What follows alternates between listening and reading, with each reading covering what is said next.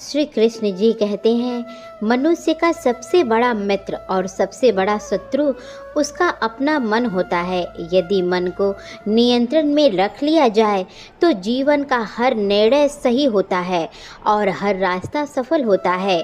यदि मन भटक जाए तो हमें गलत दिशा में भी ले जा सकता है। जीवन में जब भी हम किसी उलझन या दुविधा में पड़ते हैं तब सबसे पहला काम जो हमें करना चाहिए वह यह है आत्मचिंतन।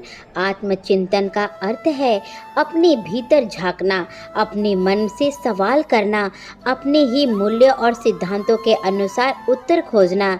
यह कोई आसान काम नहीं है, यह एक गहरी साधना की तरह है। जब हम किसी फैसले के सामने खड़े होते हैं, जैसे कौन सा रास्ता चुना जाए, कौन सा काम किया जाए, किससे बात किया जाए या किससे दूर हो जाए, जब हमारे अंदर एक संघर्ष चलता है तब एक हमारे विचार में कुछ और, दूसरी तरफ हमारी भावनाओं में कुछ और महसूस कराती है। ऐसे में जरूरी वो होता है कि हम रुके और खुद से पूछे, क्या यह निर्णय मेरे जीवन के मूल्यों के अनुसार है? क्या यह फैसला मेरी आत्मा को शांति देगा?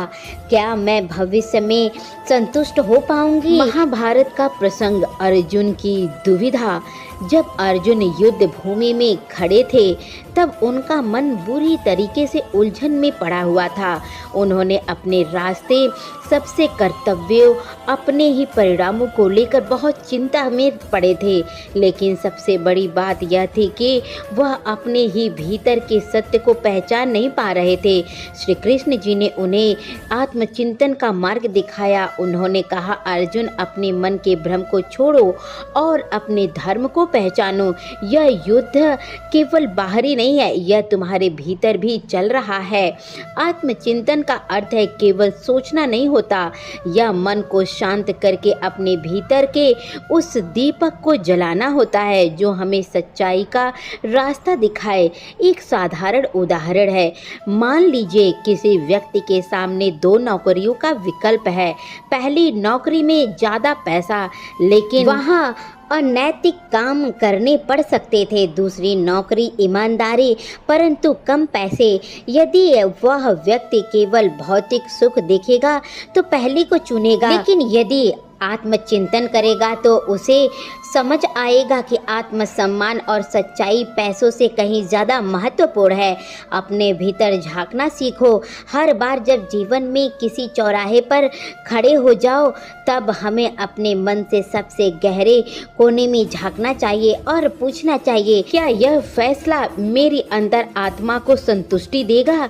क्या यह रास्ता मुझे शांति की ओर ले जाएगा? श्री कृष्ण जी कहते हैं, जो निर्णय आत्मा की शांति दे वही श्रेष्ठ होता है। आपके मूल्य ही आपका मार्गदर्शन है। दुनिया की चीजें बदलती रहती है, लोग, हालात, पैसे, रिश्ते, सब कुछ अस्थायी है, लेकिन आपके जीवन मूल्य और सिद्धांत, यह आपकी असली पहचान है। अगर कोई निर्णय आपके अंदर से बेचैन कर रहे हैं तो समझ लीजिए कि उसमें कुछ कमी है, और अगर कोई रास्ता कठिन है तो समझ लीजिए कि आपका आत्मा को शांति मिल रही है। आपने रास्ता सही चुना है।